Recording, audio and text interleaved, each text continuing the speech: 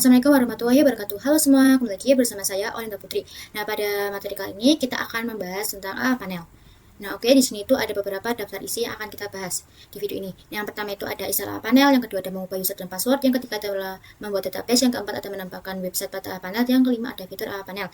Nah, tetapi sebelum itu kita bisa masuk ke VirtualBox terlebih dahulu di Ubuntu yang sudah kita buat nih teman-teman. Nah, di sini kita akan coba ubah password rootnya nih. Di sini kita bisa ketikkan sudo passwd root. Nah, di sini kita bisa masukkan passwordnya yaitu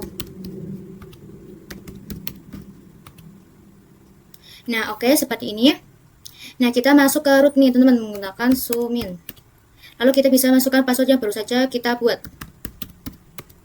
Nah, kita sudah berhasil masuk ke root ya teman-teman. Nah, selanjutnya kita akan cek alamat IP pada Ubuntu server nih. Nah, lalu setelah itu kalian bisa mengetikkan IPA. Nah, di sini itu IP saya itu 192.168.0.106 ya teman-teman. Nah, selanjutnya kita bisa mengakses server menggunakan putih. Kita cari dulu aplikasi putihnya.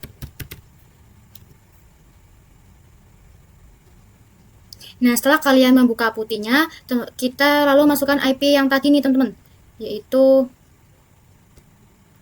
192.168.0.106. Untuk portnya itu 22, lalu kita bisa klik open, lalu accept. Nah, seperti ini. Nah, di sini kita bisa login ya teman-teman. Nah, seperti ini. Nah, jika sudah, kita akan coba masuk ke rootnya nih. Nah, di sini kita sudah berhasil masuk ke rootnya. Nah, selanjutnya kita akan mengakses web panel. Nah, di sini kita bisa pergi ke Chrome, lalu masuk ke web panel.com. Nah, jika sudah, kalian bisa klik install for free.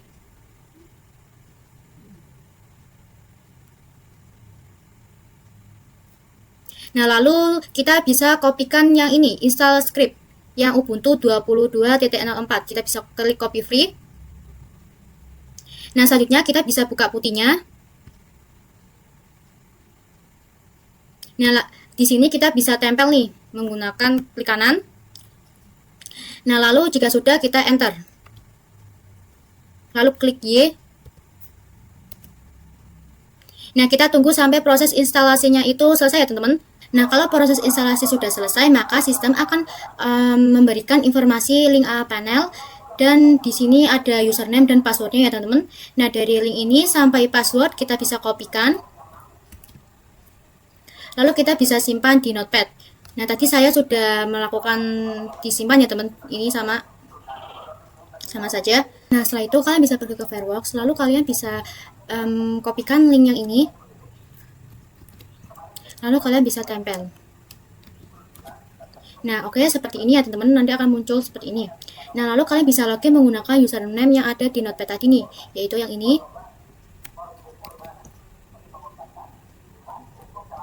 Lalu untuk passwordnya juga sama ya teman, yang ada di notepad.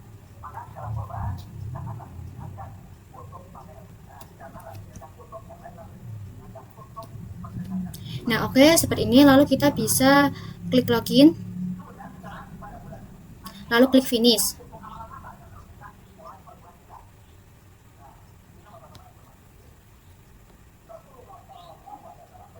Lalu kita bisa kembali ke halaman yang pertama.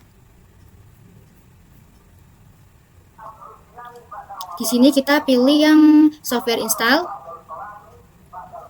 Nah, untuk softwarenya saya akan memilih yang single web browser model, lalu klik yang on click. Kita tunggu sampai prosesnya itu selesai. Di sini proses instalasi saya itu sudah selesai ya teman-teman. Nah, kalian di sini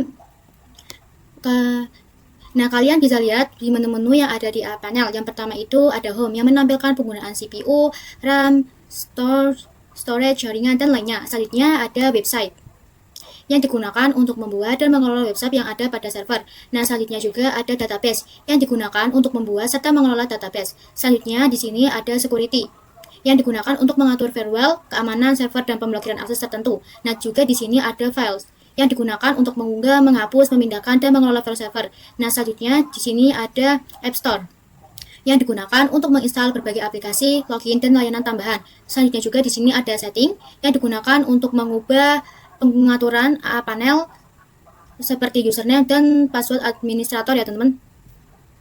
Nah, selanjutnya kita akan mengubah username panel. Di sini di setting kita scroll di bagian sebentar. Di sini di bagian authentication dan security ya teman-teman. Nah, kita bisa ubah username-nya, kita bisa klik modify. Nah, di sini untuk username saya akan ubah menjadi Olin. Lalu di sini untuk repeatnya juga Olin. Di sini juga untuk passwordnya kita masukkan yang di notepad.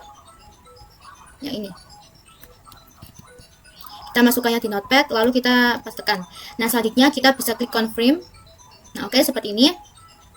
Nah, di sini kita bisa login kembali ya teman-teman, menggunakan Olin. Lalu passwordnya itu yang di notepad. Nah, oke, seperti ini kita sudah berhasil masuk ya teman-teman. Nah, kita ke setting lagi. Nah, kita akan ubah passwordnya nih. Nah, kita bisa klik panel password. Nah, di sini all password itu kita itu masukkan password yang ada di notepad. Nah, ini. Lalu untuk password yang barunya itu kita all in. Ini harus 5 ya teman-teman. Nah, seperti ini. Lalu kita bisa klik confirm. Ini harus seperti ini. Sebentar. Nah, oke, saya akan menggunakan seperti ini ya teman-teman, karena harus lebih dari 5 karakter nih. Nah, lalu kita bisa klik confirm. Nah, kita login lagi nih. Loginnya itu menggunakan Olin dan password barunya juga tadi. Lalu kita bisa klik login. Nah, kita sudah berhasil mengubah username dan passwordnya. Selanjutnya kita akan membuat database. Kita bisa ke menu database. Di sini kita bisa klik add DB. Nah, di sini untuk DB name-nya itu saya akan menggunakan Olin. Lalu untuk passwordnya juga saya akan samakan, yaitu Olin.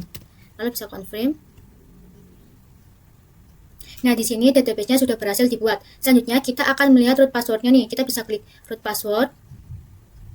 Nah, pada menu ini terdapat root password yang akan kita gunakan. Kita copy. Di sini saya akan taruh di notepad ya teman-teman, barangkali nanti. Nah, seperti ini. Nah, lalu setelah itu kita bisa confirm. Nah, lalu kita bisa masuk ke phpMyAdmin. Kita pilih yang public access. Nah, jika muncul peringatan seperti ini, kita bisa klik advance. Lalu kita bisa klik yang ini. Lalu resend. Nah, di sini untuk username-nya itu root. Lalu passwordnya itu password yang tadi kita copy. Lalu kita bisa klik login. Nah, di sini kita sudah berhasil masuk ke teman-teman. Kita sudah berhasil masuk ke phpMyAdmin. Selanjutnya kita akan membuat folder penyimpanan website. Kita ke A panel. Bisa masuk ke A panel lagi. Ini kita masuk ke file. Lalu klik yang new, lalu new directory. Kita akan buat folder. Nah, di sini untuk namanya itu aplikasi ujian online. Nah, di sini kita sudah berhasil membuat folder ini ya, teman-teman. Nah, jika sudah, kita akan mengunggah file CSVT. Di sini kita bisa masuk ke folder yang tadi. Kita bisa klik upload, lalu upload file. Nah, di sini kita cari nih. Kita bisa klik yang ini, aplikasi ujian online. Nanti untuk linknya akan saya taruh di kolom komentar ya teman. Lalu open. Nah, lalu jika sudah, klik confirm upload. Nah, oke, seperti ini.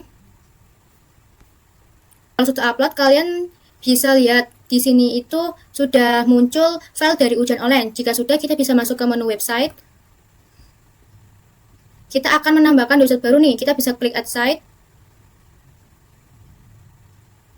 Di sini untuk domain name-nya itu saya akan namanya itu isikan IP yang panel ya teman-teman, yaitu yang di atas ini, yaitu 192.168.0.106. Nah, oke, seperti ini. Nah, lalu untuk description-nya itu kalian bisa sesuaikan, ketik website.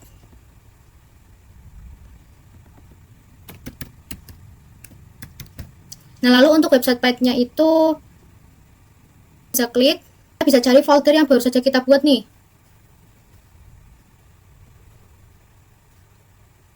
Sebentar teman. Nah yang ini,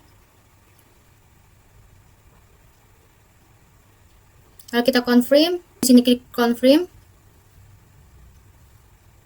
Nanti untuk pengaturan VTP database PHP version kita coba saja ya teman-teman.